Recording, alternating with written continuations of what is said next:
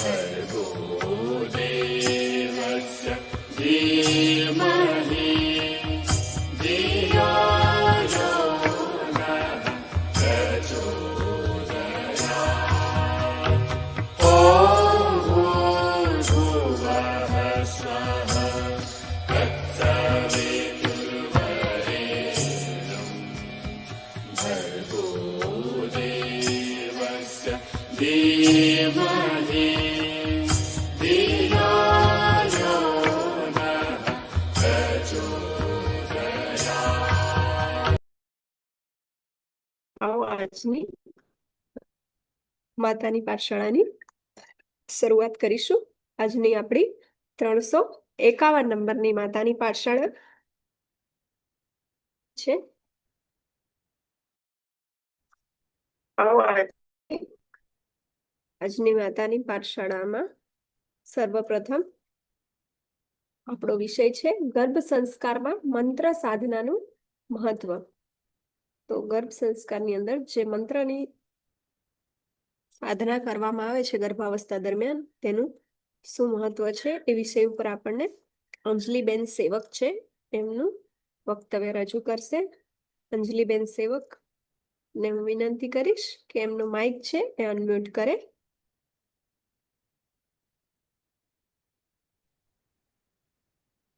નમો નમઃ. નમો નમઃ. જોડાયેલા સર્વેનું હાર્દિક સ્વાગત છે. અને આ સાથે જ માતાની પાઠશાળામાં જે પણ સર્જનહાર બ્રહ્મ સ્વરૂપ માતાઓ જોડાયેલી છે એમને તથા એમના ગર્ભમાં વિરાજમાન પરમ તત્વના અંશને પણ અમારા વિશેષ પ્રણામ. તો આજના આપણી માતાની પાઠશાળાનો વિષય છે ગર્ભ સંસ્કારમાં મંત્ર સાધનાનું મહત્વ. આજે આપણે આ વિષય ઉપર સામાન્ય ચર્ચાઓ કરીશું, કારણ કે આમ તો મંત્ર સાધના છે એ ખૂબ જ વ્યાપક વિષય છે, ખૂબ જ ઊંડું વિષય છે. એના ઉપર ઘણા બધા ગુરુજનોએ વક્તવ્યો આપ્યા છે, એના ઉપર ઘણા બધા પુસ્તકો પણ મળતા હોય છે, અને સાથે સાથે મંત્ર સાધનાને લઈને ઘણા બધા દ્રષ્ટિબિંદુઓ પણ અલગ અલગ જોવા મળે છે.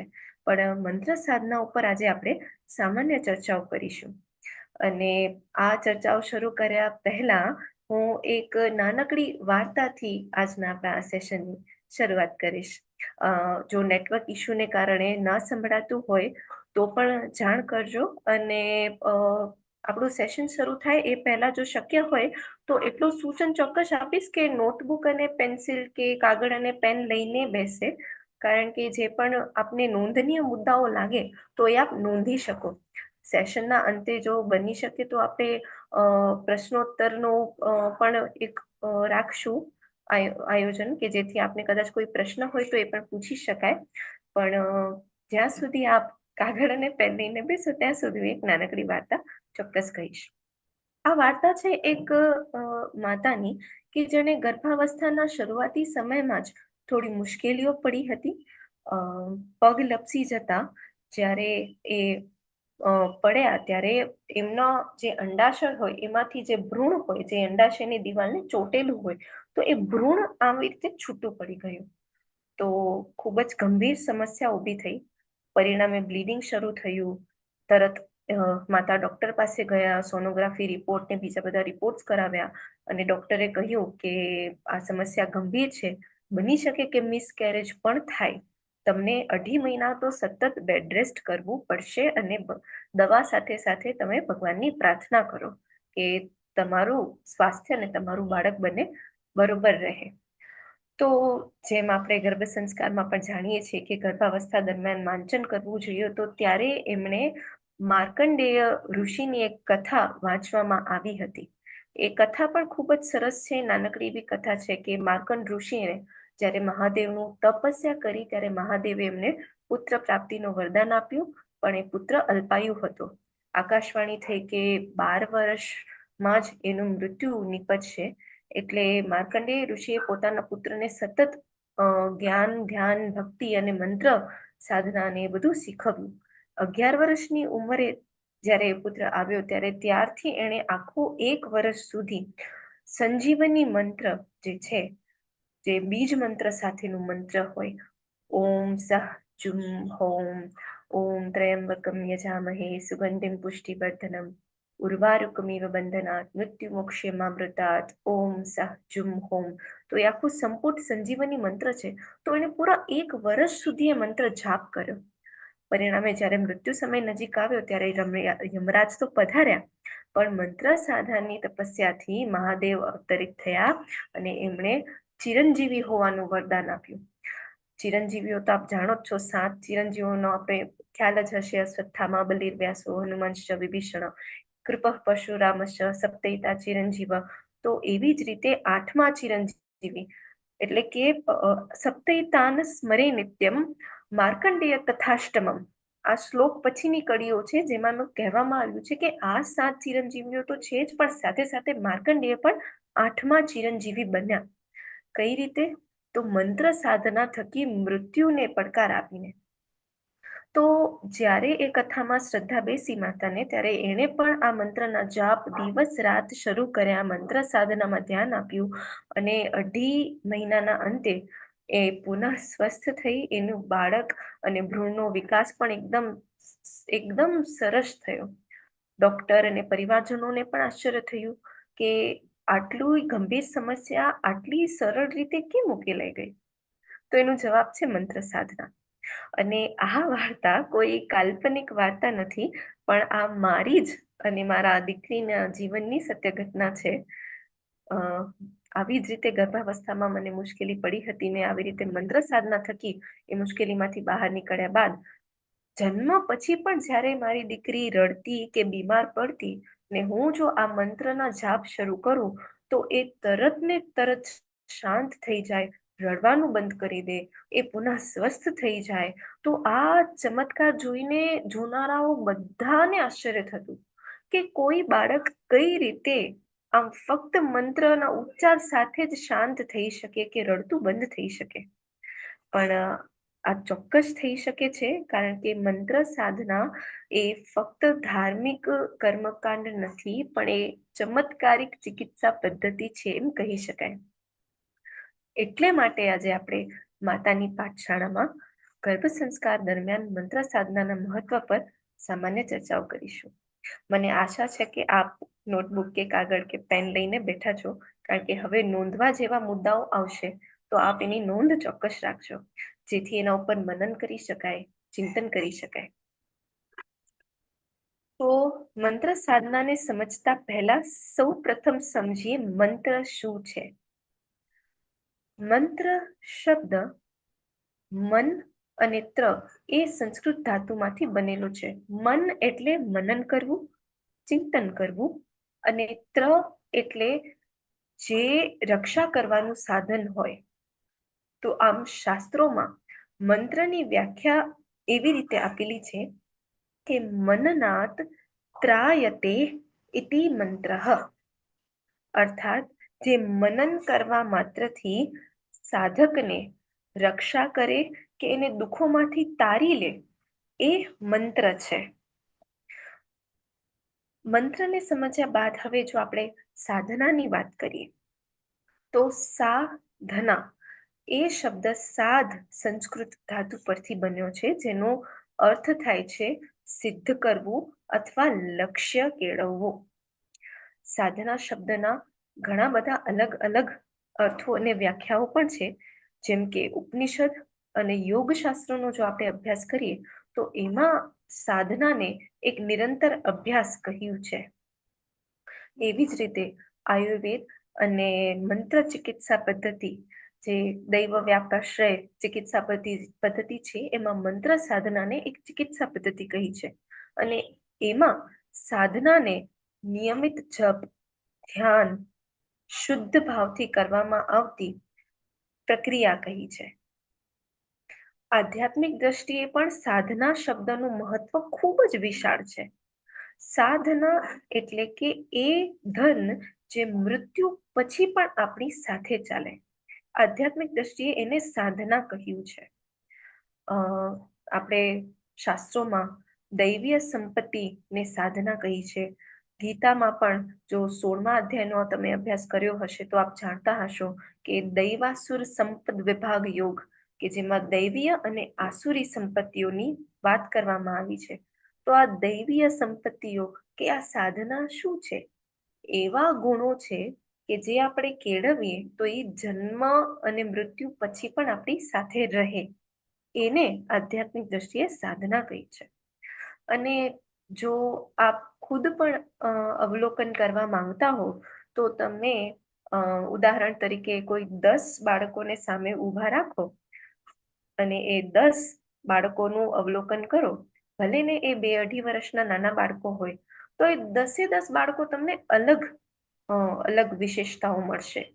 કોઈ બહુ શાંત હશે, કોઈ એકદમ ગંભીર હશે, કોઈ થોડું ચીડચીડો હશે, કોઈ એકદમ વાતોડિયો હશે, રમકડા જેવો હશે, તો કોઈ ખૂબ જ રડતો હશે, કોઈ બીમાર હશે, કોઈ દુઃખી હશે. તો બાળકોમાં પણ અલગ અલગ સ્વભાવ, અલગ અલગ વૃત્તિ, પ્રકૃતિ, અલગ અલગ ગુણો આટલી નાની ઉંમરમાં પણ જોવા મળતા હોય છે.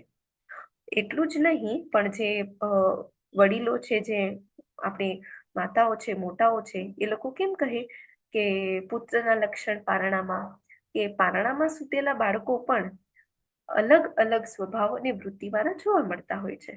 કોઈ બહુ શાંત હોય છે, તો કોઈ બહુ રડતું હોય છે, કોઈ હસીને ઉઠે છે, કોઈ રડીને ઉઠે છે.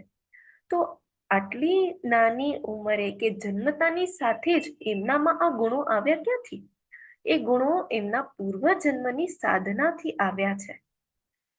આપણે પણ જ્યારે આ જીવન પૂરું કરી અને ફરી નવું જન્મ લેશું ત્યારે આ જીવન દરમિયાન જેટલા ગુણો ધારણ કર્યા હશે એ આપણે નવા જન્મમાં પણ સાધના બનીને સાથે ચાલશે.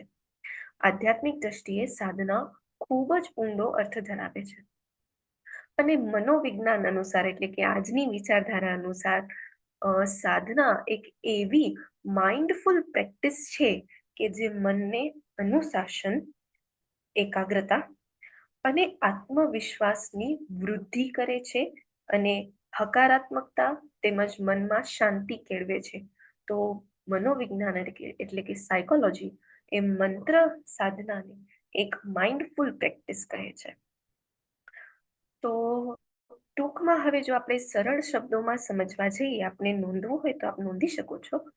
તો સરળ શબ્દોમાં આપણે જો સાધનાને સમજવું હોય તો એમ કહી શકાય કે મનુષ્યની અંતરયાત્રા એટલે કે સાધના, જે અભ્યાસ, ધૈર્ય અને શ્રદ્ધાથી આંતરિક શક્તિને જાગૃત કરે છે.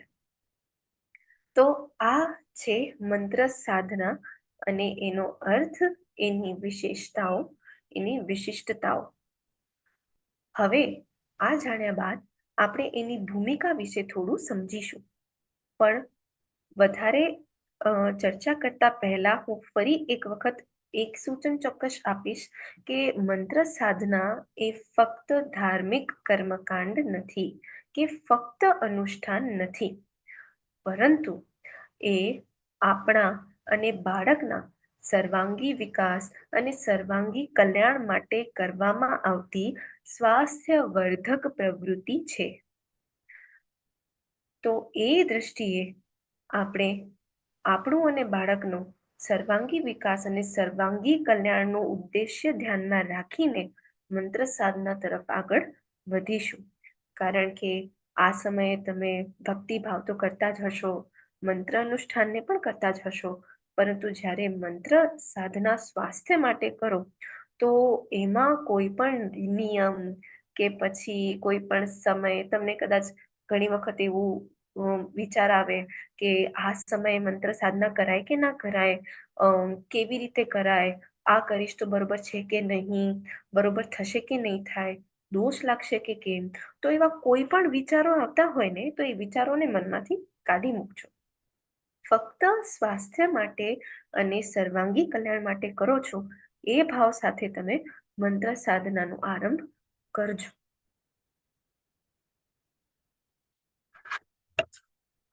અને ક્યારે પણ મનમાં કોઈ પણ બિનજરૂરી જો વિચારો આવતા હોય તો એ વિચારોને પડખે મૂકીને જો શ્રદ્ધાથી તમે મંત્ર સાધના કરશો તો એનું ફળ ચોક્કસ મળશે. પણ જો તમે એમાં ઊંડા ઉતરવા માંગતા હો તો તમે ચોક્કસ કોઈ નિષ્ણાંતની સલાહ લઈ શકો, તમારા ગુરુજનોની સલાહ લઈ શકો, કે મંત્ર સાધનાને લગતા પુસ્તકો જે મળતા હોય તે પુસ્તકોના અધ્યયન કરીને પણ નિર્ણય લઈ શકો. પરંતુ પ્રારંભિક સ્તર પર, સામાન્ય સ્તર પર મંત્ર સાધના કરવું હોય તો આપણે એને એક થેરપીની જેમ કરીશું. હવે વાત કરીએ મંત્ર સાધના કેવી રીતે અને ક્યારે કરવી. તો આપ સૌ જાણો જ છો કે સવારે વહેલા ઉઠી અને જેટલું યોગ પ્રાણાયામ કે પછી ભક્તિ ધ્યાન કરવું, પૂજા પાઠ કરવું ઉત્તમ ગણાય, એવી જ રીતે મંત્ર સાધના સવારે વહેલી ઉઠીને કરવી પણ ઉત્તમ જ છે. પણ એના સિવાય, કારણ કે તમે સ્વાસ્થ્ય માટે કરો છો, તો તમે આખા દિવસમાં હરતા ફરતા કે કામ કરતા કરતા પણ મંત્ર સાધના કરી શકો છો. મંત્ર સાધના કરવા માટે ધ્યાનમાં બેસવું ફરજિયાત નથી, કે પલાખી વાળી કે પદ્માસન વાળીને બેસવું ફરજિયાત નથી. તમે એ રીતે પણ કરી શકો, હરતા ફરતા કામ કરતા કરતા પણ કરી શકશો. અને દિવસના અંતે એટલે કે રાત્રે સૂતા પહેલા પણ કરી શકો. કારણ કે ગર્ભાવસ્થામાં બધાની પ્રકૃતિ અલગ અલગ હોય છે. આમ કહીએ ને, હેર અલગ અલગ હોય એટલે બધાની સમસ્યાઓ પણ અલગ અલગ હોતી હોય છે. કોઈને ખાવા પીવાનું ન ગમતું હોય, કોઈને ઊંઘ બરોબર નથી આવતી હોતી. તો જ્યારે આપણે ઊંઘને લગતી કોઈ સમસ્યાઓ થાય ત્યારે ચોક્કસ મંત્રોની સહાયતા લઈ શકાય. રાત્રે સૂતા પહેલા આપ જો મંત્રના જાપ કે મંત્ર સાધના કરી ને પછી સુવાનો પ્રયત્ન કરશો તો આપને ચોક્કસ એક ગુણવત્તાવાળો ઊંઘ મળશે જ.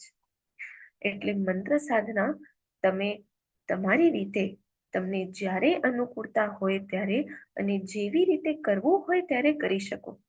આ મંત્ર સાધના ભક્તિ જેવી જ છે, કે જેમ રામ નામ હરતા ફરતા લેવાય એવી જ રીતે તમે તમારા અને તમારા બાળક માટે હરતા ફરતા મંત્ર ઉચ્ચાર કરી શકો છો.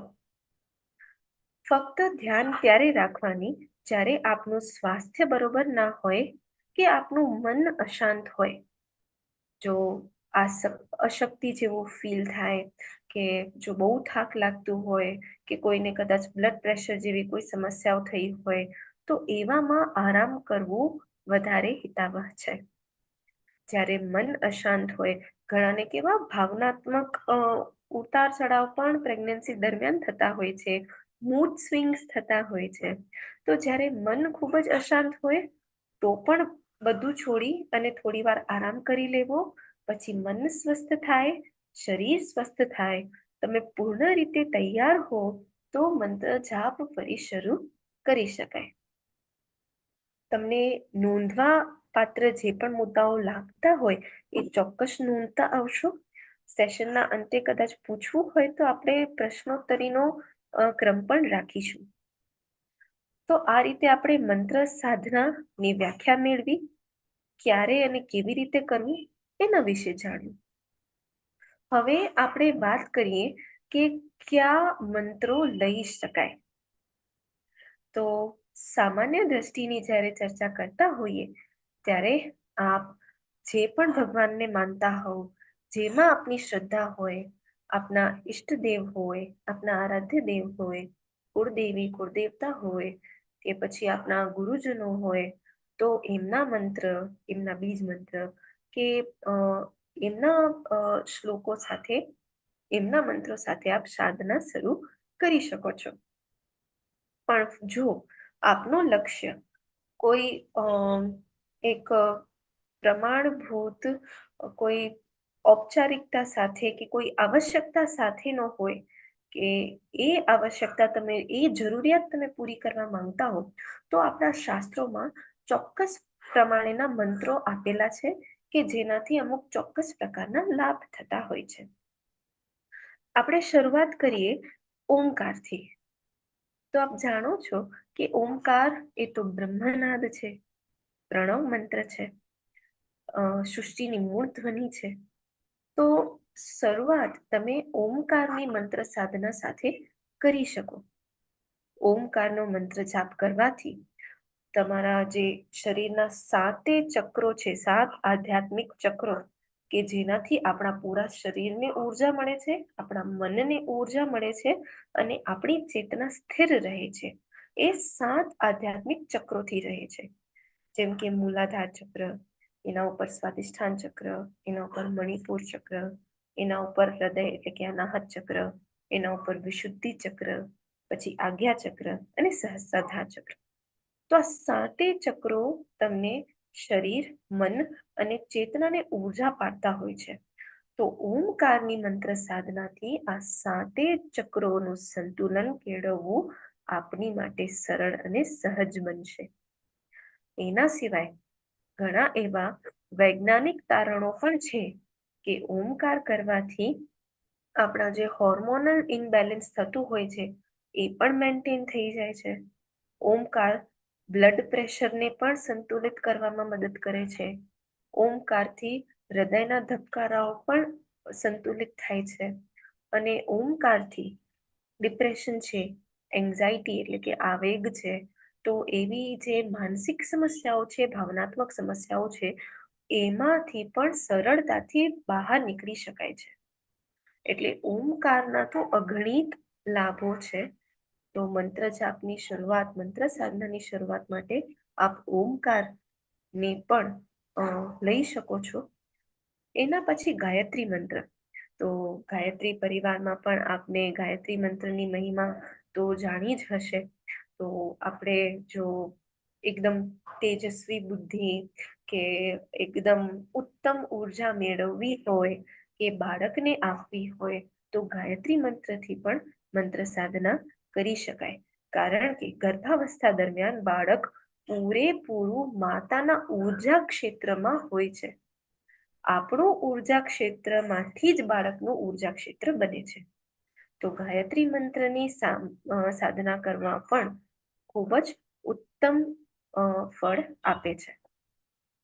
એવી જ રીતે સંપુટ સંજીવની મંત્ર, કે જેની કથાની આપણે થોડીક વાર પહેલા જ ચર્ચા કરી.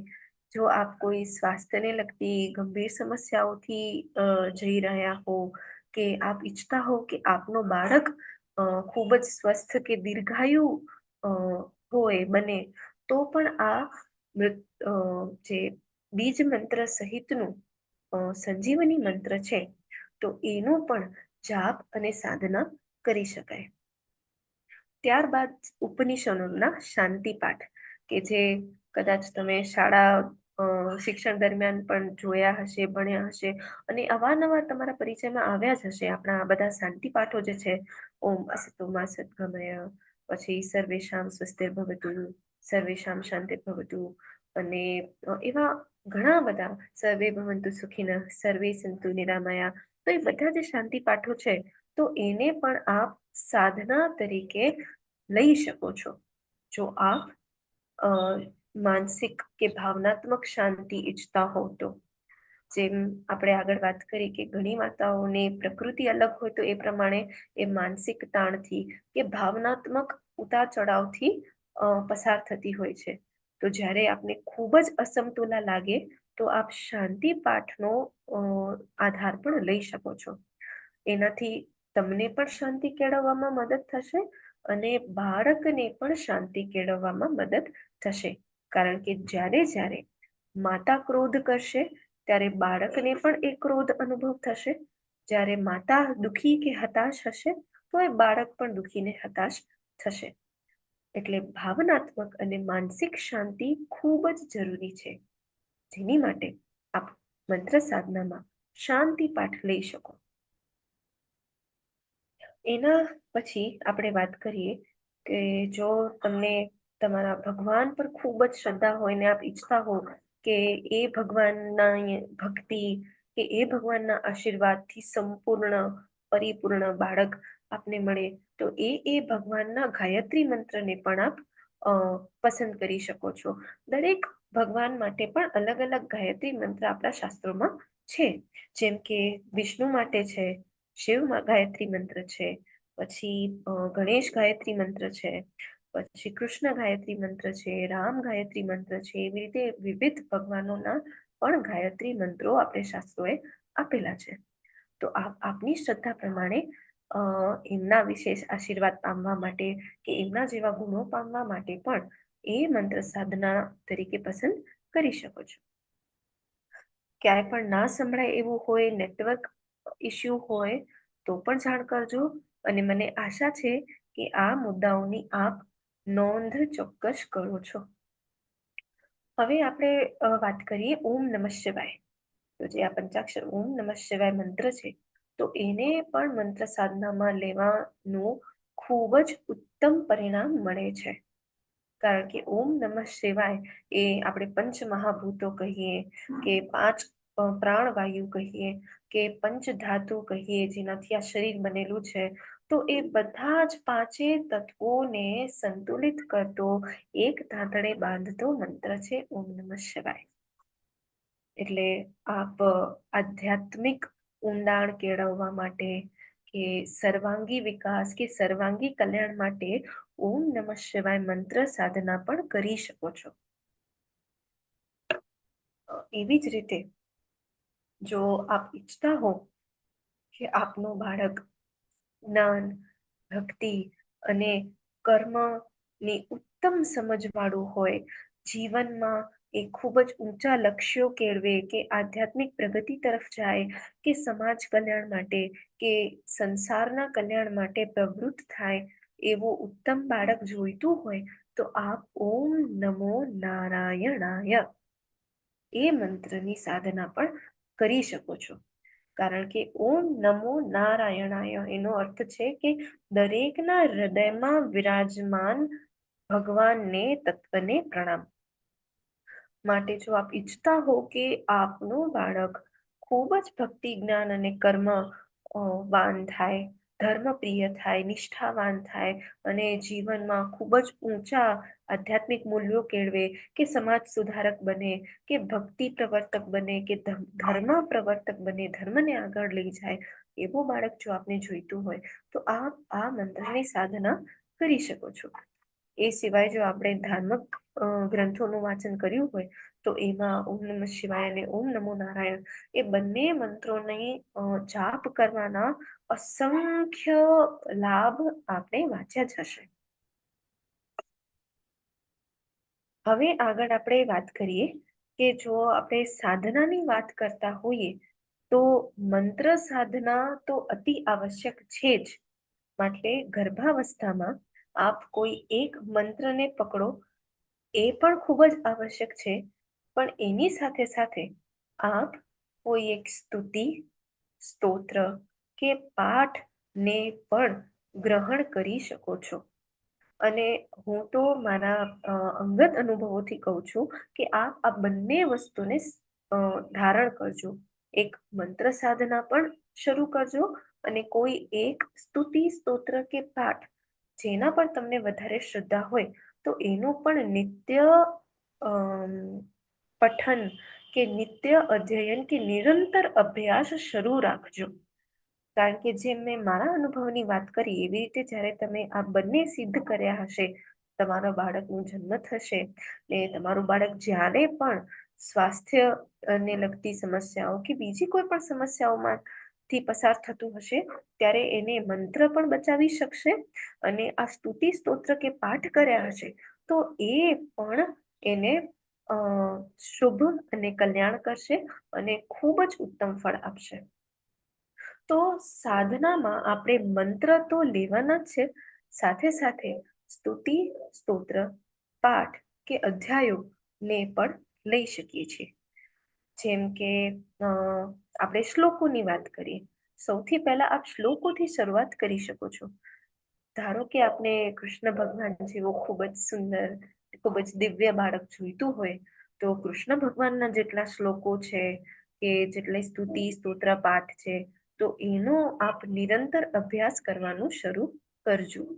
ખૂબ જ નાના નાના શ્લોકો પણ છે, વસુદેવ સુતમ દેવમ, કૃષ્ણ વંદે જગદગુરુ, એમની ખૂબ જ સુંદર સુંદર સ્તુતિઓ પણ છે.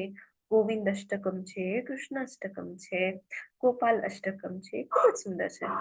તો એવી બધી સ્તુતિઓ પણ તમે લઈ શકો છો. પરંતુ મંત્રની સાથે સાથે તમારે આવી રીતે એક સ્તુતિ, કોઈ શ્લોક કે પાઠ કે અધ્યાય પણ સિદ્ધ કરવાનું છે, સાધવાનું છે.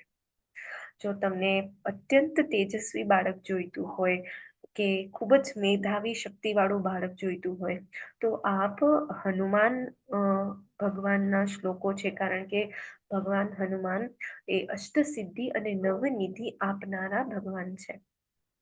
આપ હનુમાન ચાલીસાનું જો અધ્યયન કરો, એમનો અર્થ જાણશો તો પણ આપને સમજવા મળશે કે હનુમાન પાસેથી આપણને કેવા કેવા ગુણો મળે છે.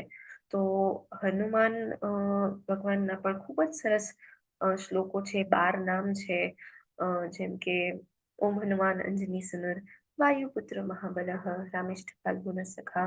તો એવી રીતે 12 નામ વાળો શ્લોક પણ ખૂબ જ સરસ છે. પછી મનોજમમ મારુતતુલ્ય વેગમ જીતેન્દ્રિયમ બુદ્ધિમત્તા વરિષ્ઠમ, તો એ પણ ખૂબ જ સરસ છે. અને હનુમાન ચાલીસા તો છે જ, જે અસંખ્ય ફળ આપનારી, અસંખ્ય ફાયદાઓ કરાવનારી, લાભ આપનારી ચાલીસા છે. તો નિત્ય હનુમાન ચાલીસા થી પણ આપ આપની સાધના શરૂ કરી શકો છો.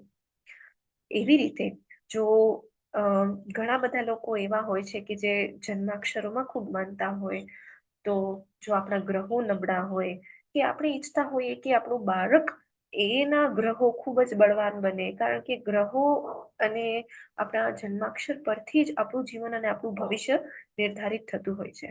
તો જે લોકોને એમાં શ્રદ્ધા હોય તો આપ ચોક્કસ નવગ્રહ શાંતિ મંત્ર છે એને સાધી શકો, ખાસ એ લક્ષ્ય લઈને કે ગ્રહો આપણા શાંત થાય. જેમ કે સ્વસ્તિન ઇન્દ્રો વૃદ્ધશ્રવા એ છે, એનું આપ કરી શકો. પછી બ્રહ્મા મુરારી ત્રિપ્રાંતકારી ભાનુ શશી ભૂમિ સુત બુધશ્ચ, તો એ જે નવગ્રહ શાંતિ મંત્ર છે, તો એનું પણ આપ નિરંતર જાપ કરી અને ગ્રહોને શાંતિ કે ગ્રહોને બળવાન બનાવવા માટેની સાધના કરી શકો છો. જો આપ મનોવાંછિત સંતાન ઈચ્છતા હો, આપે આપના સંતાન માટે જે અલગ અને વિશિષ્ટ સ્વપ્નો જોયા હોય અને આપ ઈચ્છતા હો કે આપને એવું જ સંતાન મળે, તો આપણા શાસ્ત્રોએ શ્રી ગણેશ અથર્વ શીર્ષ છે કે શ્રી ગણપતિ સ્તોત્ર છે, તો એના પણ ખૂબ મહિમા કહી છે કે આ સ્તુતિ સ્તોત્ર પાઠ કરવાથી જેવો ઈચ્છો એવો સંતાન મળે, ખૂબ જ ગુણવાન સંતાન મળે છે. તો આપ એવી રીતે ગણપતિની આરાધના પણ સાધના તરીકે શરૂ કરી શકો છો. જો આપને દૈવીય સુખ અને સમૃદ્ધિ ઈચ્છતા હો, કે જેવી રીતે આપણે થોડી વાર પહેલા ગીતાની વાત કરી હતી કે આપણા જે ગુણધર્મો છે એ આપણી દૈવીય સંપત્તિ છે. તો જો આપ ઈચ્છતા હો કે એ દૈવીય સંપત્તિ તમને ને તમારા બાળકને મળે ને એમાં વિકાસ પામે, તો તમે શ્રી દેવી સુક્તમ જે છે એની નિરંતર સાધના કરી શકો. ઓમ નમો દેવી મહાદેવ્ય શિવાય સતતમ નમઃ પ્રકૃતે ભદ્રાય નિયતા પ્રણતાસ્મતામ. કારણ કે આખી સુક્તમાં દેવીના દરેક રૂપને પ્રણામ કરવાની વાત કરવામાં આવી છે. તો જો આપ ઈચ્છતા હો કે દેવીના માતાજીના પૂરેપૂરા આશીર્વાદ મળે, કે દિવ્ય શક્તિઓ મળે, ગુણધર્મો મળે, તો આપ શ્રી દેવી સુક્તમ થી પણ સાધના કરી શકો છો. જો આપને ગર્ભાવસ્થા દરમિયાન કોઈ વિશિષ્ટ ભય સતાવતો હોય, કોઈ અજાણ્યો જ ભય સતાવતો હોય, અને આપ ઈચ્છતા હો કે હું અને મારું બાળક અમને સંપૂર્ણપણે રક્ષા મળી રહે, દરેક સારા ખરાબ તત્વોથી સંરક્ષણ મળી રહે, તો એના માટે આપ રુદ્ર કવચ છે કે શક્રાદય સ્તુતિ છે કે શ્રી દુર્ગા સપ્તસતી છે, તો એવા સ્તુતિ સ્તોત્રના પણ નિત્ય પાઠ કરી શકો છો.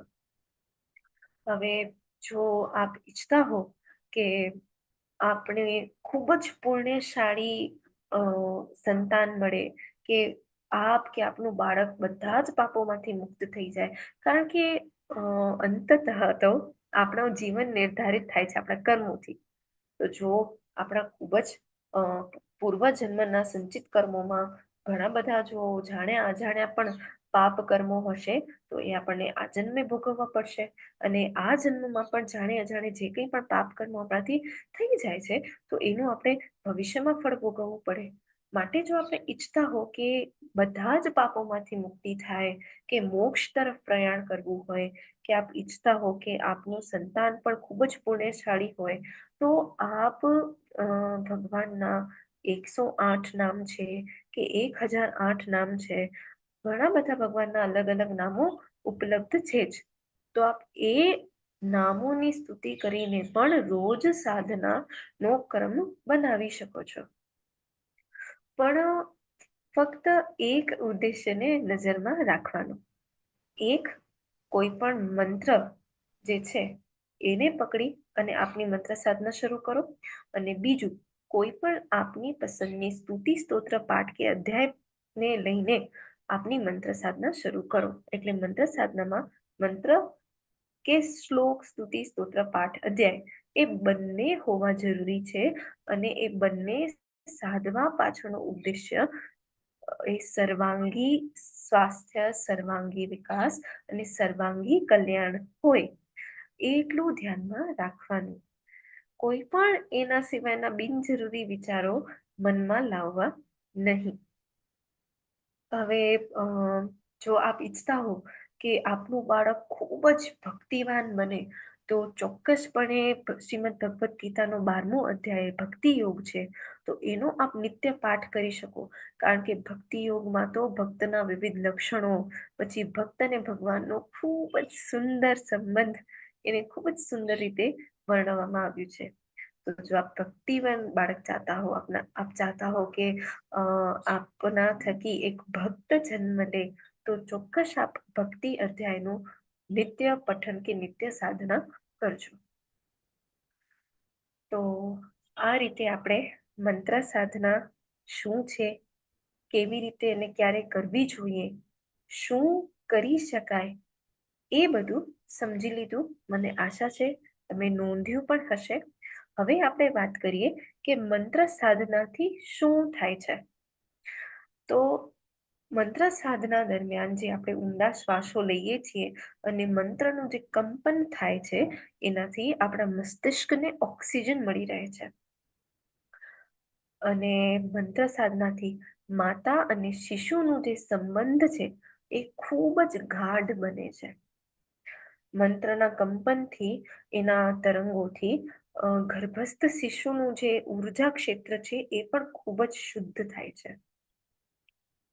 મંત્ર સાધનાથી શિશુમાં સંસ્કાર, સંવેદનશીલતા, સાત્વિકતા અને હકારાત્મક દૃષ્ટિકોણ એ બધું જ વિકાસ પામશે. આયુર્વેદ અને ન્યુરોસાયન્સ રિસર્ચના તારણો અનુસાર મંત્રોના કંપનથી આપણા મસ્તિષ્ક જે રીતે કામ કરે છે, તો એમાં ઉત્પન્ન થતા આલ્ફા, બીટા, ગામા અને ડેલ્ટા તરંગો, એના ઉપર મંત્રનો કંપનનો ખૂબ જ હકારાત્મક પ્રભાવ પડે છે. અને એ જે તરંગો છે એ તરંગો સ્થિર થાય છે, જેનાથી આપણે માનસિક અને ભાવનાત્મક શાંતિ પ્રાપ્ત કરવામાં મદદ મળે છે.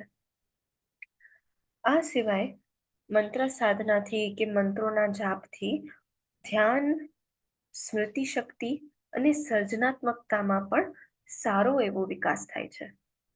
મંત્ર સાધનાથી, મંત્રના ઉચ્ચારણથી સ્ટ્રેસ છે, ડિપ્રેશન છે, એન્ઝાયટી છે, તો એ બધા આવેગોનું સ્તર પણ નોંધપાત્ર રીતે ઘટી શકે છે.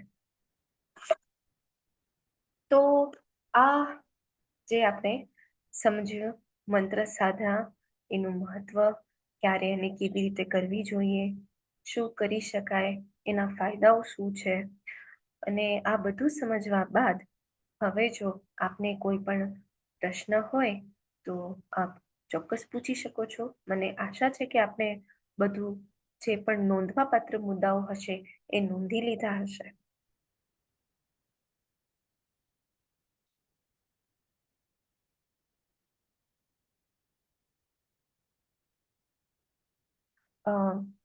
સંભળાઈ રહ્યું છે?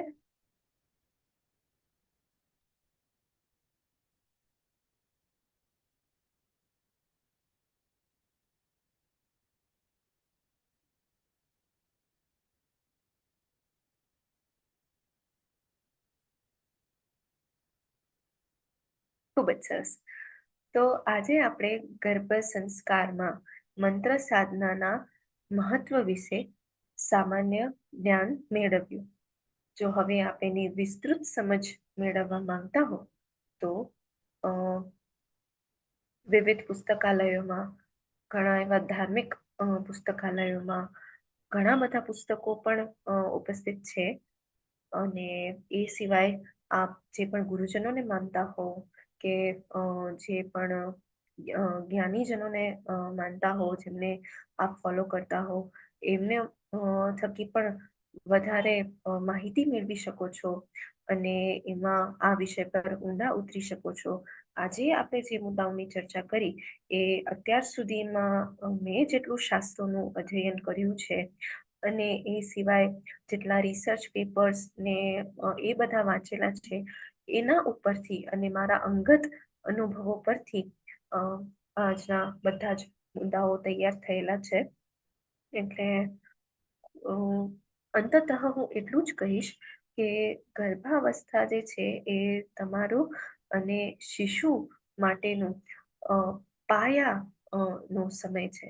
કારણ કે અત્યારે તમારું અંદરનું વાતાવરણ જેવું હશે એ જ વાતાવરણમાં એ બીજ જે છે એ બીજ થી છોડ અને છોડથી વૃક્ષ બનવાનું છે.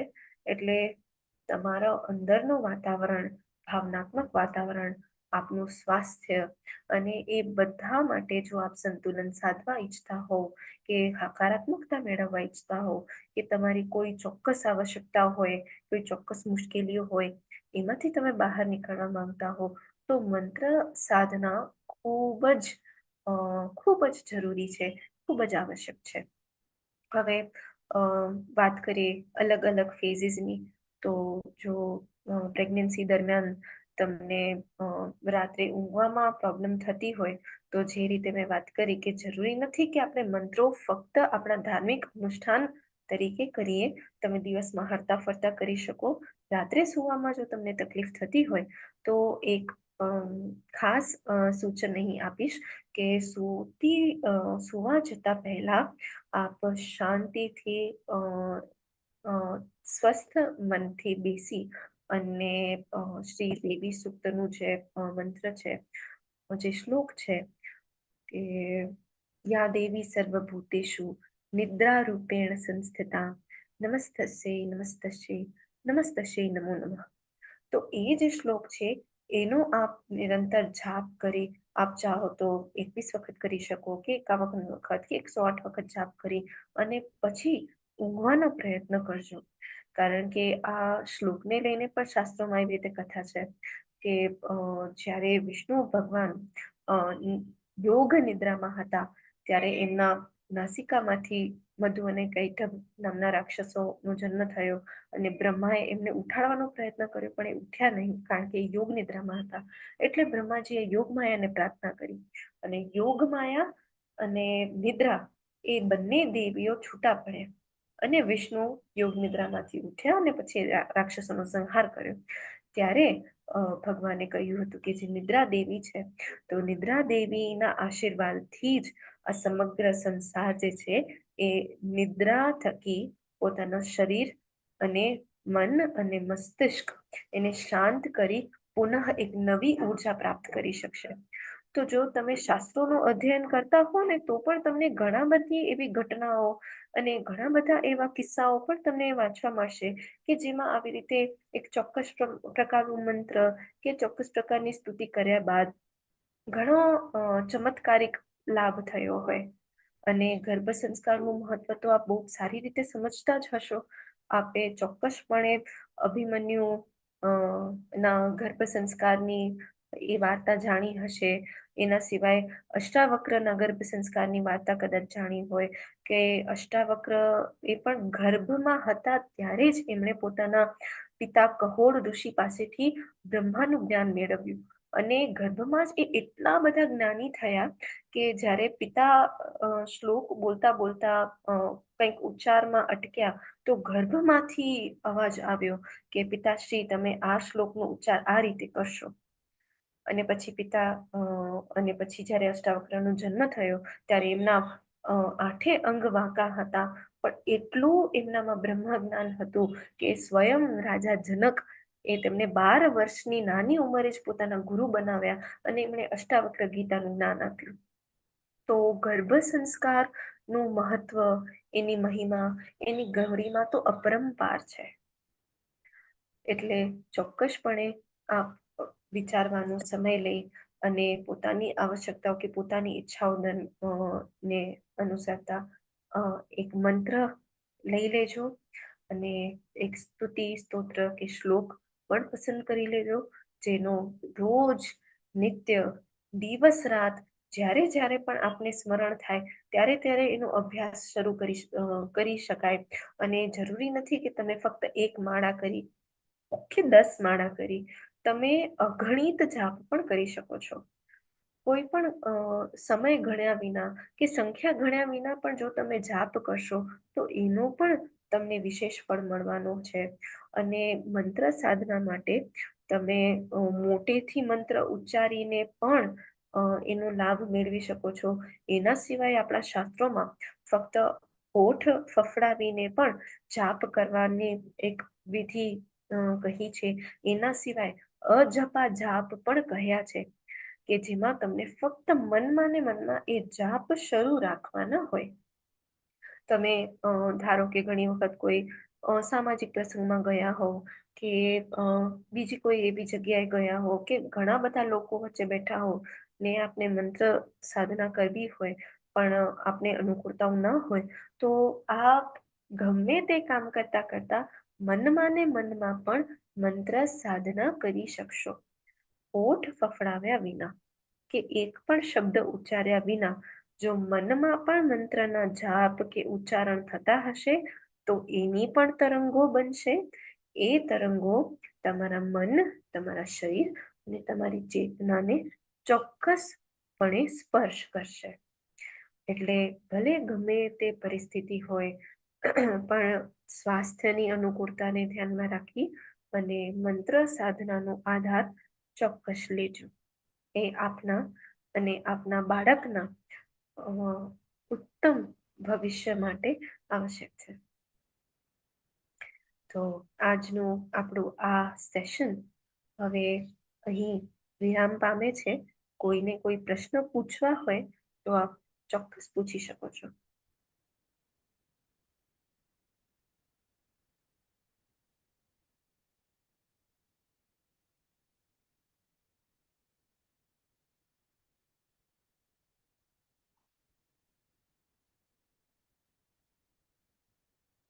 હું સેશનના અંતે ચોક્કસ આભાર માનીશ કે અખિલ વિશ્વ ગાયત્રી પરિવાર શાંતિકુંજ હરિદ્વાર દ્વારા આજે આવો ઘડીએ સંસ્કારવાન પેઢી નું જે આયોજન થઈ રહ્યું છે કે જે અસંખ્ય માતાઓ અને એમના ગર્ભમાં વિરાજમાન એ પુણ્યાત્માઓ માટે ખૂબ જ મહત્વપૂર્ણ યોગદાન આપી રહ્યા છે. તો તેમના વતી આ આયોજન કરવા માટે પણ હું આપ સર્વેનો ખૂબ ખૂબ આભાર વ્યક્ત કરું છું.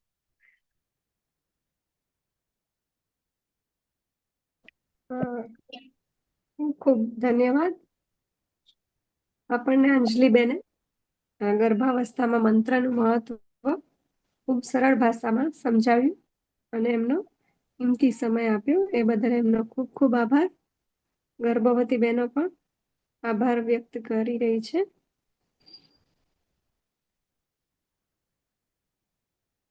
ખૂબ ખૂબ ધન્યવાદ બેન.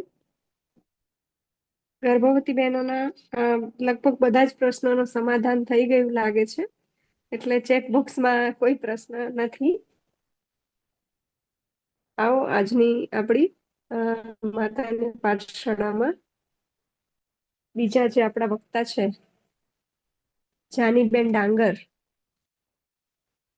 જેઓ પોતાનું વિડીયો ઓન કરશે. એમનો વિષય છે ગર્ભાવસ્થામાં શ્રીમદ ભગવદ્ ગીતાનું મહત્વ. જાનીબેન ડાંગર છે જેઓ પોતાનો વિડીયો ઓન કરશે, જેથી મને ખ્યાલ આવશે તે કયા નામથી જોડાયા છે.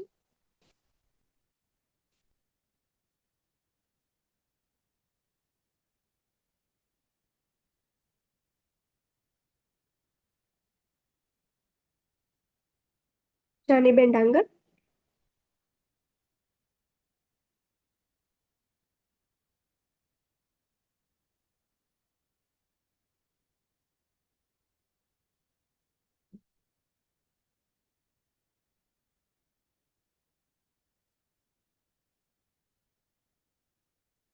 જાનીબેન જોડાયા છે?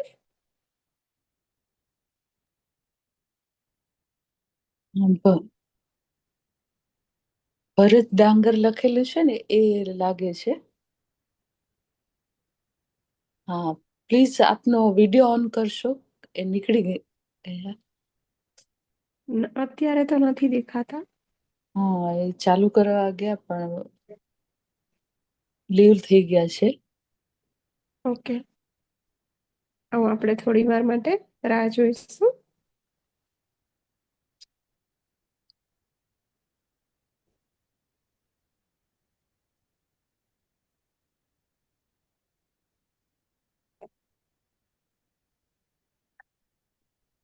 અંજલિબેન, આપ ત્યાં સુધી લો તો બેન જોડાય ત્યાં સુધી. ખૂબ સુંદર ભાષામાં આપે જે મંત્ર વિજ્ઞાન સમજાવ્યું છે બહેનોને, ખરેખર એ પ્રશંસનીય છે. અને ખૂબ સરસ રીતે એક જે વિજ્ઞાન છે મંત્રનું, એની જાણકારી આજે પ્રાપ્ત થઈ છે બહેનોને. ખૂબ જ સરસ. હું પણ આ મારું સૌભાગ્ય છે કે જે આવનારી સંસ્કારવાન પેઢીને ઘડાવવાનું જે આ મહાયજ્ઞ થઈ રહ્યું છે એમાં મને ફૂલ નહીં ને ફૂલની પાંદડી જેટલું પણ યોગદાન આપવાનો અવસર મળ્યું છે, એટલે એ તો મારું સૌભાગ્ય કહેવાય. તો ના, ચોક્કસ જ્યાં સુધી ડાંગરબેન જોડાય ત્યાં સુધી આપણે આગળ વાત કરી શકીશું. તો જ્યારે ગર્ભ સંસ્કારની વાત થઈ રહી છે ત્યારે એમનામાં જે આપણે હવે આગળનો વિષય છે તો એના પર ચર્ચા કરીએ. સામાન્ય ચર્ચાઓ કે ગર્ભ સંસ્કાર દરમિયાન ભગવદ્ ગીતા, શ્રીમદ ભગવદ્ ગીતા કે જે સ્વયં ભગવાનનું ગીત છે, તો એનું વાંચન છે, એનું પઠન છે, તો એનાથી પણ ખૂબ જ આપણે કહી શકાય કે અગણિત જે ફાયદાઓ છે, જે લાભ છે, એ માતા અને બાળકને થાય છે. કારણ કે જો શ્રીમદ ભગવદ્ ગીતા જેમણે વાંચી હશે એમને તો ચોક્કસ ખ્યાલ હશે જ. ગીતાના સામાન્ય રીતે 3 વિભાગ કરવામાં આવતા હોય છે. એક છે જ્ઞાન, બીજું છે ભક્તિ અને ત્રીજું છે કર્મ. તો એના કુલ 18 અધ્યાયો છે અને જેમાં પ્રથમ 6 અધ્યાયો છે એમાં આવી રીતે કર્મની વાત કરવામાં આવી છે. પછીના અધ્યાયોમાં ભક્તિની વાત કરવામાં આવી છે. બીજા અધ્યાયો એવા છે જેમાં જ્ઞાનને મહત્વ આપવામાં આવ્યું છે. તો પૂરી જે શ્રીમદ ભગવદ્ ગીતા છે એ ભલે ને આજથી 5000 વર્ષ પહેલા શ્રી ભગવાને કહી હોય, પરંતુ આજે પણ દરેક પ્રસંગ કે દરેક સ્થિતિ કે દરેક વ્યક્તિ માટે એ એટલો ને એટલો 100% કે હું તો કહું 200% જે ઉકેલ જે છે સમસ્યાઓનો ઉકેલ, તો એ ઉકેલ ભગવદ્ ગીતામાંથી મળે છે. માટે એને સનાતન શાસ્ત્ર કહ્યું છે. કારણ કે ગીતા એ સનાતન છે. આજથી કદાચ 500 વર્ષ પછી પણ જો કોઈ ભગવદ્ ગીતા વાંચશે તો એમને પણ એ એટલું જ આધારભૂત અને એટલું જ આવશ્યક લાગશે જેટલું આજે આપણે લાગે છે અને એ સમયમાં અર્જુન માટે હતું. તો ભગવદ્ ગીતામાં કર્મ કઈ રીતે કરવા, શું કર્મ છે, શું અકર્મ છે, એનું જ્ઞાન છે.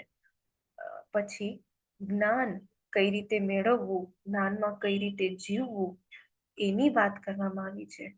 ભક્તિ શું છે, એના લક્ષણો શું હોય, ભક્તિ કેળવવાથી શું થાય અને ભક્ત અને ભગવાન વચ્ચેનો સંબંધ શું છે, એની વાત કરવામાં આવી છે. કહેવાય છે કે ભગવદ્ ગીતામાં તમામ વેદાંતો, આપણા વેદો, આપણી ઉપનિષદો અને જેટલા પણ ગ્રંથો છે એ બધાનું સાર છે. જ્યારે જેમ જેમ આપણે એક અધ્યાય અને એક શ્લોકનું વાંચન કરી, એનું મનન કરી અને ચિંતન કરીએ તો આપણને આપણા જીવનને દિશા આપવાની સમજ કેળવાય છે. આપણે દિવસ ઉગે અને દિવસ આથમે ત્યાં સુધી અઢળક કર્મ કરતા હોઈએ છીએ, અઢળક નિર્ણયો લેતા હોઈએ છીએ, પણ શું એ નિર્ણયો, એ કર્મ યોગ્ય છે કે નહીં? નીતિ પ્રમાણે, ન્યાય દર્શન પ્રમાણે શું એ શુભ ફળદાયી છે કે નહીં, કે અશુભ ફળદાયી છે કે નહીં, શું ધર્મ છે, શું અધર્મ છે, એ બધું જ્ઞાન આપણે ભગવદ્ ગીતામાંથી મળે. અને અહીંયા ધર્મ એટલે હું ફક્ત હિન્દુ, મુસ્લિમ, શીખ, ઈસાઈ એવા ધર્મની વાત નથી કરી રહી. આપણા શાસ્ત્રોમાં ધારયેતિ ઇતિ ધર્મ એમ કહ્યું છે, એટલે કે જે ગુણો તમને ધારણ કરવા જોઈએ એ ધર્મ છે. અને અષ્ટાવક્ર ગીતામાં પણ ખૂબ જ સુંદર એક શ્લોક છે કે ધૃતિ, ક્ષમા, દમોસ્તેય, શૌચમ, ઇન્દ્રિય નિગ્રહ, ધૈર્યવિદ્યા, સત્યમ, અક્રોધો, દશકમ ધર્મ લક્ષણમ. કે ધૃતિ એટલે કે ધૈર્ય છે, ક્ષમા, દમ એટલે કે સંતુલન છે, અનુશાસન છે, અસ્તેય એટલે કે ચોરી ન કરવી, ધીર વિદ્યા એટલે કે બ્રહ્મ વિદ્યા, સત્ય, પછી અક્રોધ. તો એ બધા લક્ષણો છે એ ધર્મના લક્ષણો છે. એટલે ધર્મ અહીંયા ફક્ત કોઈ પંથ નથી થતું, પણ જે ગુણધર્મો એક માનવને ધારણ કરવા જોઈએ, કે જે માનવતાની પરિભાષા હોય એવા ગુણધર્મોને ધારણ કરવું ધર્મ છે. અને આપણા શાસ્ત્રોમાં એવું પણ કહ્યું છે કે યુવૈવ ધર્મશીલઃ સ્યાત અનિત્યમ ખલુ જીવિતમ કોહી જાનાતિ કસ્યાજ્ઞ મૃત્યુકાલો ભવિષ્યતિ. કે જ્યારથી તમે યુવાન છો ત્યારથી જ ધર્મશીલ બનો, કારણ કે ક્યારે અને કયા સમયે કોનું મૃત્યુ આવી બનશે એ તો કોઈને ખબર નથી. આ પૂરું સંસાર અનિત્ય છે. એટલે નાનપણથી તમે ઘણા બધા લોકો એવું સાંભળ્યું હશે કે જ્યારે પણ ધર્મની વાત આવે, કે સત્સંગની વાત આવે, કે વૈરાગ્યની વાત આવે, તો ઘણા લોકો એવું કહેતા હોય છે કે હા હા એ તો આપણે 40 પછી કરશું, કે વાનપ્રસ્થ આવશે એટલે કરશું, ત્યાં સુધી બધી જવાબદારીઓ લઈ લઈએ, ત્યાં સુધી સંસાર ભોગવી લઈએ, આ તે. પણ એવું માની લેવું કેટલું ઉચિત કહેવાય? કારણ કે આપણા જીવનનું તો કંઈ જ ખ્યાલ નિત્ય નથી. ગમે ત્યારે, ગમે તે સ્થળે, ગમે તે સ્થિતિમાં આ જીવન પૂરું થઈ અને એક નવું જીવન શરૂ થઈ શકે છે. તો એવામાં જો આપણે 40 વર્ષની કે રિટાયરમેન્ટ લાઈફની રાહ જોઈને બેસી રહીએ તો એ યોગ્ય નથી. એના બદલે યુવૈવ, જ્યારથી યુવાન છો ત્યારથી જ ધર્મશીલ બનો. ધર્મ શું છે, જ્ઞાન, ભક્તિ, કર્મ શું છે, આપણા જીવનના 4 પુરુષાર્થો એ શું છે, એને જાણો, એને સમજો અને એને અનુસરો. કારણ કે જો આપણે એ કરશું તો એ ચોક્કસ આપણા ગર્ભસ્થ શિશુને મળશે. કારણ કે ગર્ભાવસ્થામાં માતાના વિચારો, માતાની ભાવનાઓ, માતાનું આસપાસનું વાતાવરણ, માતાનું અંતઃકરણનું, મનનું વાતાવરણ, માતા જે પણ આહાર લે છે એ, માતા જેવું આચરણ કરે છે, એનું જીવન જે રીતનું છે, એની જીવન શૈલી જે છે, એની પસંદ નાપસંદ, એ બધું જ શિશુ માટે સંસ્કાર બની જાય છે.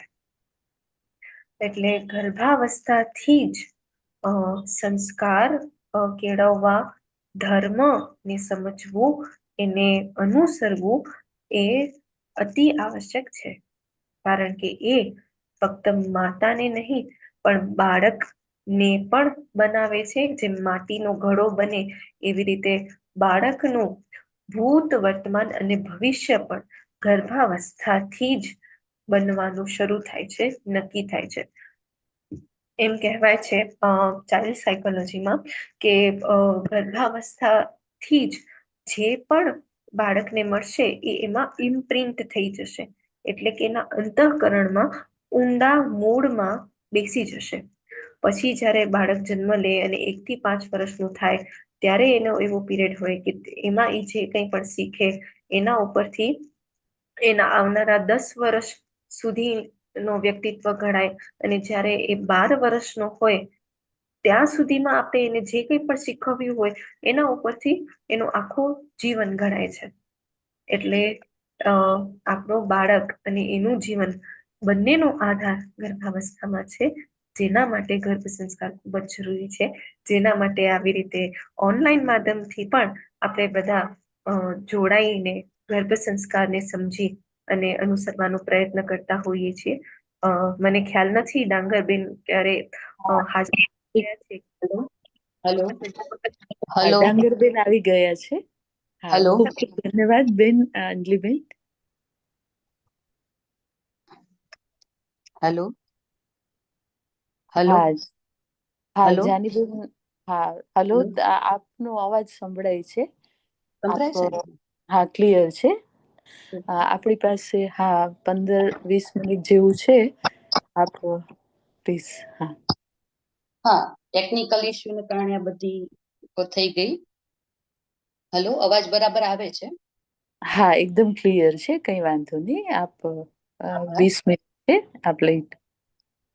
આજે આપણે જોઈએ ને કે આજનો આપણો વિષય છે ગર્ભ અવસ્થા દરમિયાન શ્રીમદ ભગવદ્ ગીતાનું મહત્વ. એમ તો આપણે એમ થાય કે શ્રીમદ ભગવદ્ ગીતાનું મહત્વ શા માટે, એ જ પ્રમુખ પદે શા માટે કે આપણે જોઈએ કે ગર્ભ અવસ્થા દરમિયાન કે માતાની મનઃસ્થિતિ કેવી હોય, તો કે એમની મનઃસ્થિતિ એવી હોય તો કે 90% છે ને તો એ પ્રેમથી ભરોભર હોય અને 10% તો એનામાં ડર હોય.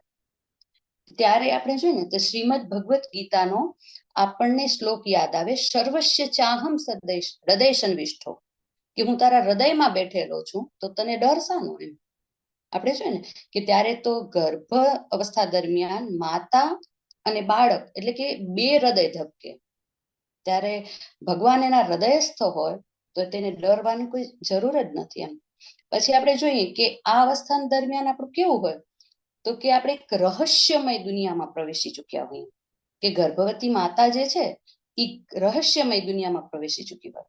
કે આપણે જોઈએ કે ગર્ભમાં બાળક છે, એના અંગ ઉપાંગો બને છે, બરાબર, 100% એનો વિકાસ થયેલો છે, 100% સ્પર્શની અનુભૂતિ નથી થતી, અમુક ટકા જ આપણી એની અનુભૂતિ થાય. અને અનુભૂતિ થાય ને એને મહેસૂસ કરવા માટે આપણે જોઈએ ને તો કે સતત ને સતત માતા કંઈક ને કંઈક વિચારતી હોય કે બાળક કેવું હશે, શું કરતું હશે. ત્યારે આપણે જોઈએ કે નહમ પશુ નહમ પક્ષી અહમ મનુષ્ય, એમ ચરે ને તે પશુ, એમ વિચારે તે મનુષ્ય. તો કેવું વિચારવાનું, આ સમય કેવું વિચારવાનું આપણને, તો કે રામો ભૂતવા રામો યજેત, શિવો ભૂતવા શિવો યજેત. આપણે જેવું મનન ચિંતન કરીએ ને એવું થાય. એમ કે ગર્ભવતી માતા તેની મનઃસ્થિતિ એટલી સ્વસ્થ રાખે કે એટલું સકારાત્મક મનન ચિંતન કરે કે એનું ગર્ભસ્થ બાળક છે એ પણ સ્વસ્થ બને. એમ આપણે જોઈએ ત્યારે શ્રીમદ ભગવદ્ ગીતા તો કે કૃષ્ણસ્તુ ભગવાન સ્વયં, કે કૃષ્ણ ભગવાને સ્વયં કહેલી છે. કે આપણે જોઈએ કે આ સમય દરમિયાન ગર્ભવતી માતા છે કેટલાની સલાહ લેતી હોય. એમ કે આપણે જોઈએ ને કે શું ખાવું, શું પીવું, કેવી રીતે બેસવું ઉઠવું, અમુક પુસ્તકોનું વાંચન કરતી હોય. આ બધું જરૂરી છે અને બધામાંથી બેસ્ટ મળે જ, પણ એ કોની સલાહ લે, તો કે જે સમજદાર હોય, જે એકદમ ડાયો હોય, આપણે કહીએ ને જેની દ્રષ્ટિ છે ને એકદમ દીર્ઘ હોય, એવા વ્યક્તિની એ સલાહ લે. ત્યારે આપણે જોઈએ તો કે કૃષ્ણસ્તુ સ્વયં ભગવાન, એટલે કે ગીતાજીમાં ભગવાન ખુદે કહેલી વાતો, એના મુખારવિંદમાંથી ઝરેલી વાતો. તો આપણે જોઈએ કૃષ્ણથી ડાયો, કૃષ્ણથી હોશિયાર, કૃષ્ણથી સમજદાર અને એનાથી વધારે દીર્ઘ દ્રષ્ટિવાળો વ્યક્તિ કયો હોય. એટલા માટે ગર્ભાવસ્થા દરમિયાન શ્રીમદ ભગવદ્ ગીતાનું અધ્યયન આપણે કરવું જોઈએ. આપણે જોઈએ ને તો શ્રીમદ ભગવદ્ ગીતા છે ને એ કોઈ દેશ કે ધર્મ પૂરતી સીમિત નથી, એ સદાકાળ છે. કે આપણે જોઈએ કે ગર્ભવતી માતા છે એના બાળક સાથે જ્યારે સંવાદ કરતી હોય ત્યારે એને અમુક વાતો કહેતી હોય, ત્યારે સમય બદલાતા એ વાતોનું સ્વરૂપ પણ બદલાય. પણ એને જો ગીતાજીની વાતો કહેલી હશે, એના અધ્યાયનું અધ્યયન કરેલું હશે તો એ સદાકાળ હશે. કેવી રીતે આપણે જોઈએ કે અત્યારના કાળ આજથી 5 વર્ષ પહેલા જોઈએ તો કે કપડાની ફેશન છે, મકાનોનું બાંધણી છે, ખાણીપીણી છે, આ બધામાં ચેન્જ આવી ગયો છે.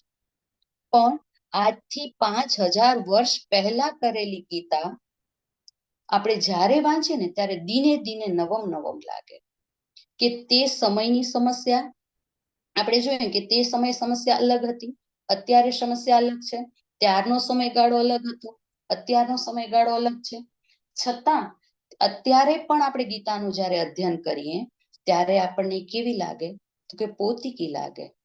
એ સદાકાળ છે, એમાં કઈ બદલાતું નથી.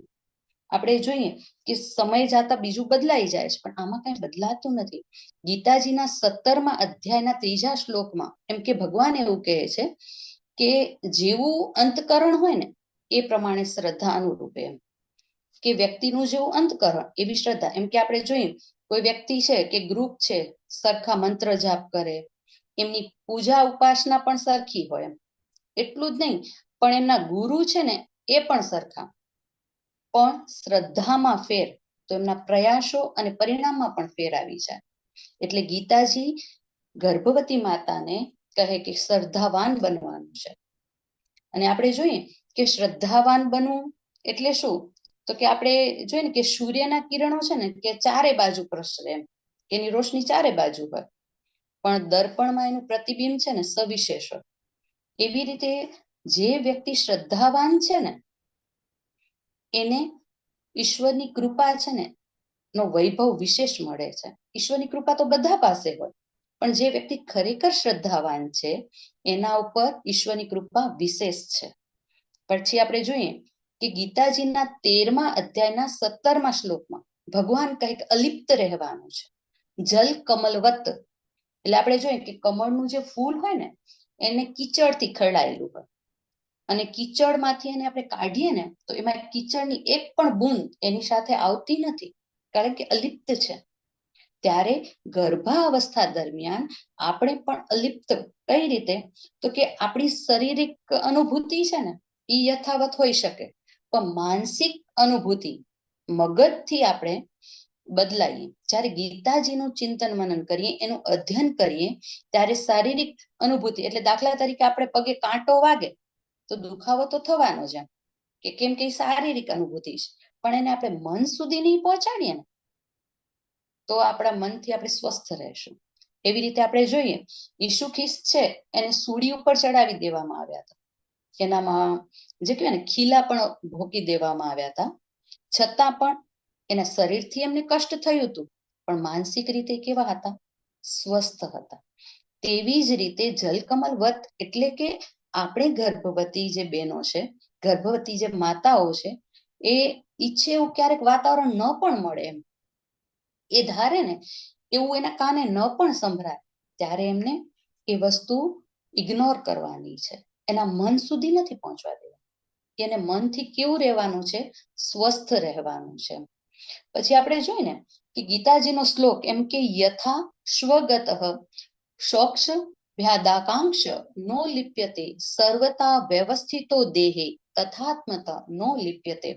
એટલે કે અહીંયા આપણે જોઈએ ને કે આકાશ સાથે આત્માને સરખાવ્યો છે, કે મારા ગર્ભવતી માતા છે એમ વિચારે કે મારી અંદર પ્રવેશેલ જે પરમ તત્વ છે એ આત્મા સ્વરૂપે છે, તો એ કેવું છે, તો કે આપણે જોઈએ ને ગીતાજીના અધ્યયન કરતા આપણે સમજાય કે આકાશમાં જો આપણે લીટી કરીએ ને તો એ ન થાય. કઈ રીતે, કારણ કે પાણી છે એને પકડશે જ નહીં, એ લીટી થશે જ નહીં.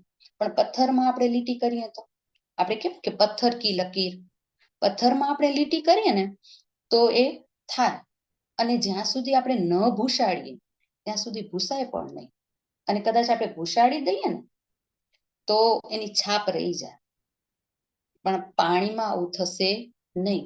એટલે આત્મા છે ને એ પણ એવો જ છે કે લીટી લીસોટા વગરનો છે, કે ગર્ભવતી માતાના ગર્ભમાં પ્રવેશેલ જે આત્મા છે એમાં લીટી લીસોટા નથી, કોઈ છાપ નથી. જે અસર થાય છે એ શેમાં થાય છે, તો તેના ચિત્ત ઉપર થાય છે. ત્યારે ગર્ભવતી માતાને ગર્ભસ્થ શિશુનું જે ચિત્ત છે ને એને પાવરફુલ કરવાનું છે, એને મજબૂત કરવાનું છે, એનો વિકાસ કરવાનો છે. તેથી શ્રીમદ ભગવદ્ ગીતાનું અધ્યયન આપણે જોઈએ ને સૈનયો રૂભયો મધ્યે રથ સ્થાપય મેચ્યુત, એટલે કે અચ્યુત. અર્જુન છે ને આમાં કૃષ્ણને અચ્યુત કહે છે, કે જે ચ્યુત થતો નથી, નિશ્ચલ છે એ, એટલે શ્રી કૃષ્ણ એમ. ત્યારે આપણે જોઈએ કે આ અવસ્થા કેવી છે, તો મારે પણ અચ્યુત થવાનું છે, કે ચ્યુત થવાનું નથી એમ.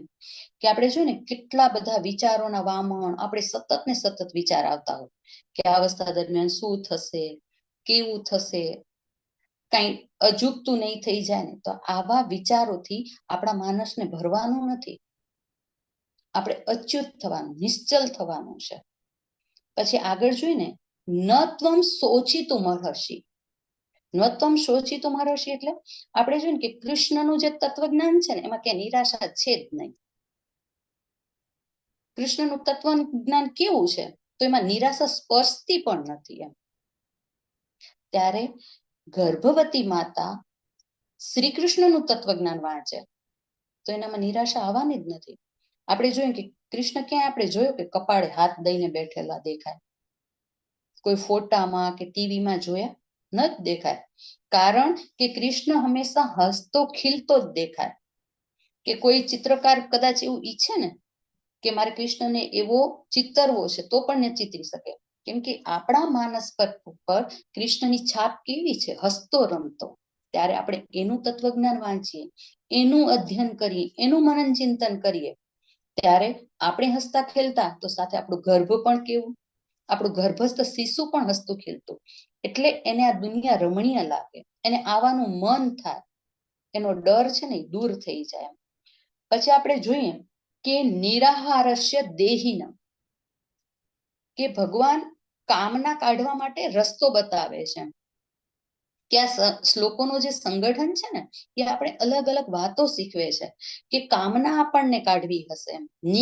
તો કે નિરાહાર થઈ જા, નિરાહાર થઈ જા. તો હવે આપણે એમ થાય નિરાહાર એટલે આહાર એટલે માત્ર ભોજનના અર્થમાં નથી એમ. કે આપણે જોઈએ ને કે આપણે કર્મેન્દ્રિય છે, રસેન્દ્રિય છે, ચક્ષુેન્દ્રિય છે, એ બધાના આહાર જુદા જુદા છે. ગર્ભ અવસ્થા દરમિયાન મારે કેવું કર્મ કરવું, કેવો રસ આડું, કેવી આંખોથી ચિત્ર જોવું, એ શ્રીમદ ભગવદ ગીતા સમજાવે છે. આપણે જોઈએ ને કે આપણું બાળક આપણે વીર રસથી ભરપૂર જોઈએ ને, ત્યારે આપણે જોઈએ કે દુષ્યંતનો પુત્ર ભરત એમ કે સિંહના દાંત ગણીને મારે વીર બનવું છે, કે જેને સિંહનું મોઢું ખોલી અને આમ દાંત ગણવા માંડી ગયો. કેમ કે વીર હતો, કારણ કે એની માતા છે એને સતત ને સતત વીર રસને આરોગ્ય હતો. જેવું માતા રસને આરોગશે એવું બાળક બનશે એમ. આપણે જોઈએ કે સીતાજી એમ કે લવ ને કુશ આવતા હોય તો એમ કે સાક્ષાત જાણે કેમ વીર રસ આવતો હોય એવું લાગે એમ. ત્યારે આપણે જોઈએ કે આ વીર રસ, કે આપણે જોઈએ કે કોઈ પણ મુક્ત આત્મા છે કે કોઈ પણ અવતાર છે, એ ગર્ભમાં પ્રવેશે છે ને ત્યારે એના પાસે અમુક ધ્યેય હોય છે, એ એમને નથી આવતું એમ. કઈ રીતનું, તો કે ધર્મસ્ય જ્ઞાની અધર્મસ્ય અભ્યુત્થાનામ સાધુનામ પરિત્રાણાય દુષ્કૃતામ વિનાશાય ધર્મ સંસ્થાપનાર્થાય. એટલે આ 5 ધ્યેયમાંથી એમાંનું એક ધ્યેય લઈ અને ગર્ભમાં આત્મા પ્રવેશે છે. ત્યાં આપણે ગર્ભવતી માતાની ફરજ છે કે એક જે કારણ છે કે જે ધ્યેય છે એના માટે એ શિશુને તૈયાર કરવું. એ ધ્યેય તૈયાર કરવા માટે એમને ગીતાજીનું અધ્યયન કરવું પડશે. પછી આપણે જોઈએ કે કૌમાર યૌવન જરા, એ શ્લોકમાં શું કહેવા માંગે છે કે ગઈકાલે તમે હતા ને એ આજે નથી એમ. આપણે જે ગઈકાલે હતા એવા આજે નથી, અને કદાચ આજે છું ને એવા આવતીકાલે નહીં હોય. એથી માણસ સતત ને સતત બદલાયા કરે છે. આપણે એકદમથી યુવાન, એકદમથી ઘરડા એમ થઈ જાય ના, એમ નથી થતા. આપણે આપણા શરીરની જે પરમાણુ રચના છે એ સતત ને સતત બદલતી રહે છે, અને એના કારણે પુનઃજન્મનો જે વિચાર છે એ ચરિતાર્થ થાય છે. પુનઃજન્મની વાત જોઈએ ને તો કે પુનઃજન્મમાં ગર્ભવતી માતાએ 100% વિશ્વાસ રાખવો જોઈએ.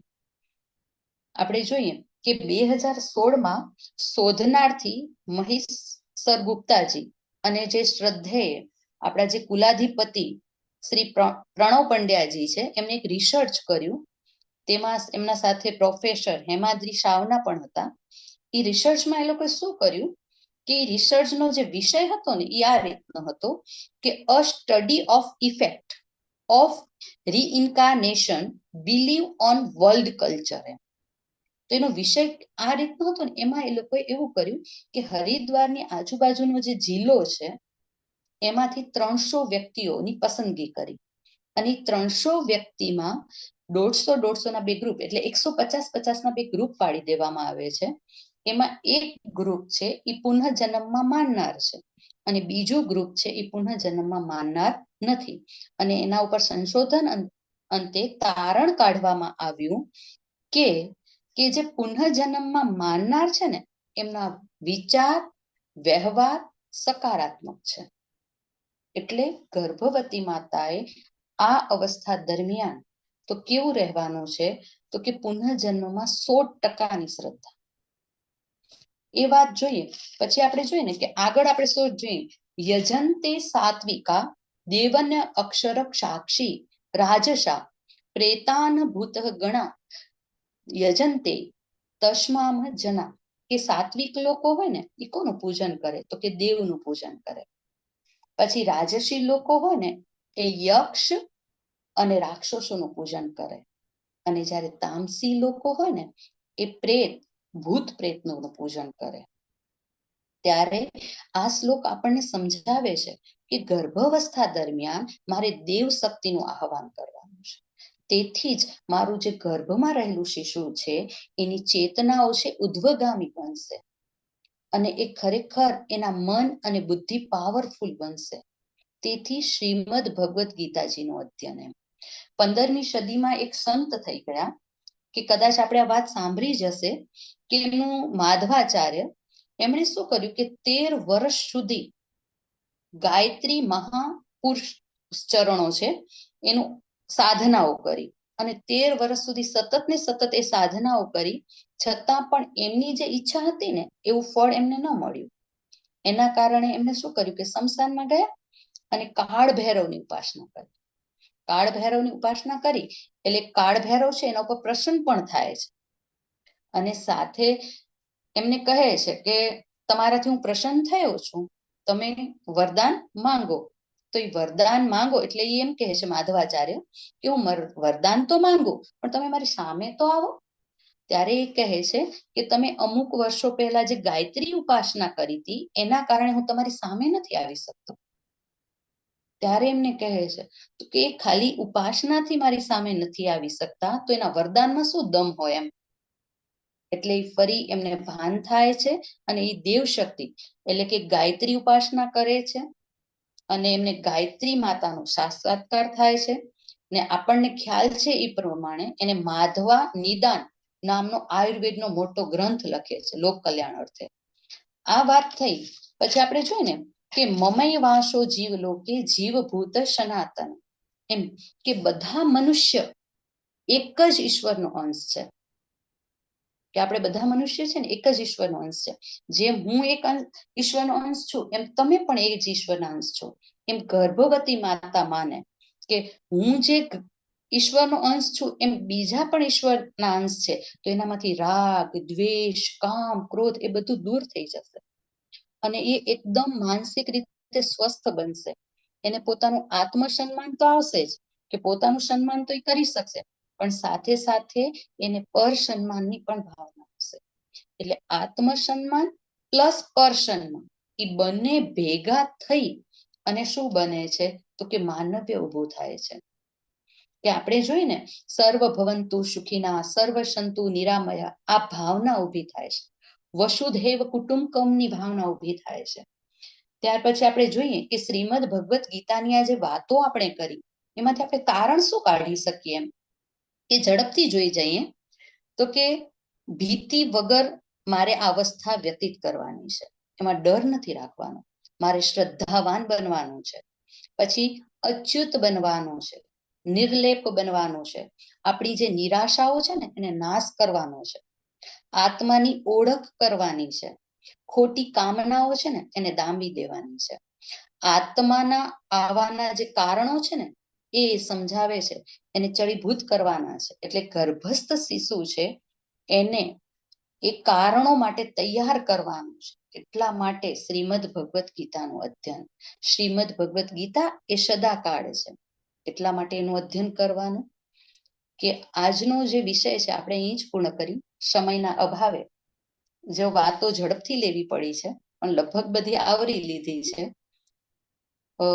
કોઈ પણ ટેકનિકલ ઇસ્યુને કારણે મારો વિડીયો જે છે એ સ્ટાર્ટ નહોતો થતો, પણ ગાયત્રી પરિવારનો હું ખૂબ ખૂબ આભાર માનું છું કે માતાની પાઠશાળામાં મને મારા વિચારો વ્યક્ત કરવાનો મોકો મળ્યો. ખૂબ આભાર.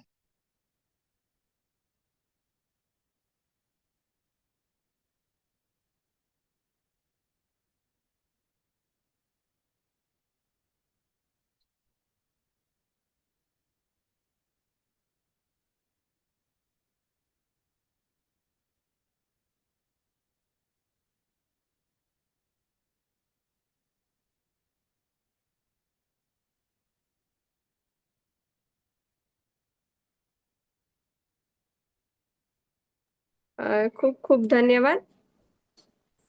આપણને ગર્ભાવસ્થામાં શ્રીમદ ભગવદ્ ગીતાનું મહત્વ જાનીબેન ડાંગરે ખૂબ સરળ ભાષામાં સમજાવ્યું અને એમનો કિંમતી સમય આપણને આપ્યો એ બદલ એમનો ખૂબ ખૂબ આભાર. જાગૃતિબેન ડાંગરનો. ગર્ભવતી બહેનોએ પોતાની ડાયરીમાં અવશ્ય એને નોંધ કર્યું હશે. આવો સર્વત્ર શાંતિ વ્યાપાય એવા ભાવ સાથે આપણે શાંતિ પાઠ કરીશું. આજના જે પણ વક્તા અંજલિબેન છે, જાગૃતિબેન છે, એમણે આપણને એમનો કિંમતી સમય આપી અને એમનો જ્ઞાનનો જે મોતી છે, જ્ઞાનરૂપી મોતી આપણને પીરસ્યા છે, ગર્ભાવસ્થામાં ચોક્કસ બહેનો પોતાના જીવનમાં ઉતારશે. સર્વત્ર શાંતિ વ્યાપાય એવા ભાવ સાથે શાંતિ પાઠ કરીશું. આવતીકાલે આપણી રજા રહેશે. સોમવારે 4 વાગે આ જ લિંક ઉપર એક્ટિવિટીના ક્લાસમાં ફરીથી જોડાઈશું એક નવી એક્ટિવિટી સાથે. ઓમ શાંતિરંતરિક્ષગં શાંતિ પૃથ્વી શાંતિરાપઃ શાંતિરોષધયઃ શાંતિ વનસ્પતયઃ શાંતિર્વિશ્વે દેવાઃ શાંતિ બ્રહ્મ શાંતિ સર્વગં શાંતિ શાંતિરેવ શાંતિ સામા શાંતિરેધિ. ઓમ શાંતિ શાંતિ શાંતિ સર્વારિષ્ટ શાંતિર્ભવતુ. સૌ બહેનોને જય ગુરુદેવ.